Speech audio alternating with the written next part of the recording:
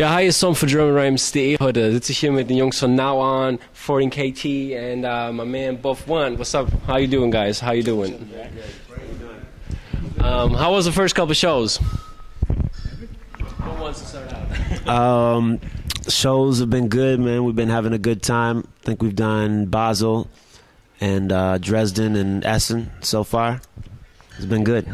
All right, how are the fans? How are everyone appreciating you guys? We've been well received. I think it was been like a bunch of different scenarios. Basel was the largest crowd. It was a lot of people, but the energy was, kind of so-so because a lot of people didn't know who we were at first. But then once they, got into the music, it was all good. Dresden and Essen were smaller crowds, but I think more people knew who we were, so it was a lot more live energy from the start. So, but overall, it's been great.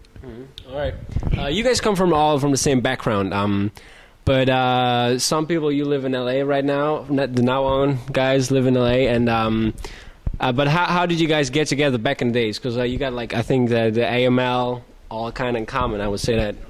Who wants to say something to that? Well, we all grew up in the same city in Ann Arbor, Michigan, and we all went to school together. And we were actually part of rival bands, kind of in the city. We were part of two different bands: Athletic Mike League, AML, and Funktelligence. And we would always kind of compete for the top spot in Ann Arbor, and then eventually we just joined forces, and now we're doing it bigger than ever. But how does it come? Because for example, last time we talked to Terminology, and he's from the Boston area, and he comes from a smaller town, and he was always going to New York to become bigger and more known. And you guys come from Ann Arbor, not from Detroit. How is that for you guys? Well, I mean, coming from Michigan, period, it kind of all intertwines. Ann Arbor music is kind of different from Detroit, but it's all family now. It's it doesn't even matter. So you might as well just say we from Detroit or Ann Arbor as far as music wise. So we just all just put it together now. So it used to be at first when AML, a lot of the Ann Arbor groups would perform in Detroit, they it was kind of hard because you're not from Detroit. They kind of give you a hard time a little bit in your own state, but it's all good now. It's gotten a lot better because we working together, and it just doesn't even matter anymore. So. Do you guys get your stuff all set up in Ann Arbor or in Detroit then? How's that for the Detroit living guys? Well, we still live in the Ann Arbor, Ypsilanti area. But, we're in Detroit on a weekly basis pretty much, right. just to either kick it with family and friends or shows, because that's where a lot of the shows are. So, yeah, we stay in Ann Arbor, but, it's Detroit is pretty much our second home. I see. And for you LA guys, what did you when did you decide to move to LA, and why? We decided to move to LA around 2004. Our previous band had been on tour to LA before and had a really good time. And when we started Now On, we all wanted to leave. We had been talking about leaving, and we would know we wanted to go to either New York or LA. And we chose LA because it doesn't snow in LA. So, and plus LA is really open. The scene is open, really good scene. So it was cool. And how do you guys then get together? For example, for this tour, and even for album wise, production wise, and features and stuff. Well, it's the internet. We can do music without. Yeah, we go back to Ann Arbor. In 2008, I think we were back there 8 times or something like that, probably five, 6 times, something like that. And Buff has been staying in LA for the last 3 months, and then prior to that, he was there for 6 months. He comes out 10 times a year probably. He'll probably be staying out there this whole summer, and so it's just back and forth. Between the two spots, and plus with the internet, it's just making the whole world small, so we can work with you over here easy without. Buff does songs with people he doesn't even meet ever all the time. So It's easy. A lot of people say like this kind of hard way to work, like not seeing people and not really getting this chemistry. How's that for you guys then? I mean, like. I wouldn't say it's difficult. It's just different. Yeah. Different. Like KT said, it's different. How's the chemistry then going? Like, It's really all it is if I feel the music. You know, that's the main thing. If I feel the music, it doesn't matter. As long as I can get in the studio and record, that's all that matters. You know, if somebody sends me a beat that I'm not feeling, I'll let them know I'm not really feeling it. You know, and I maybe need to send me another one. But for the most part, yeah, as long as I feel the music, it's all good. Can y'all hear that? Y'all picking that up in the background?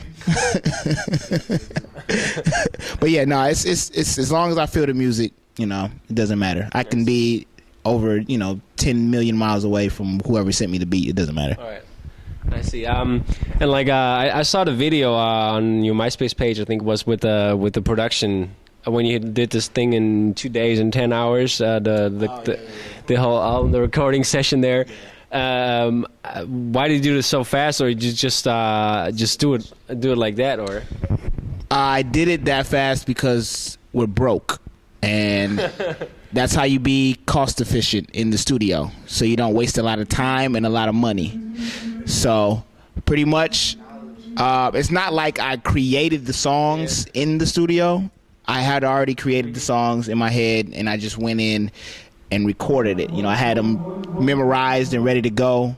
That's all it was. It's not like I was just ran in the studio and just, some people thought I was just creating it all on the spot, and they're like, oh, he rushed it, it's not good material. It's the same process that I always use.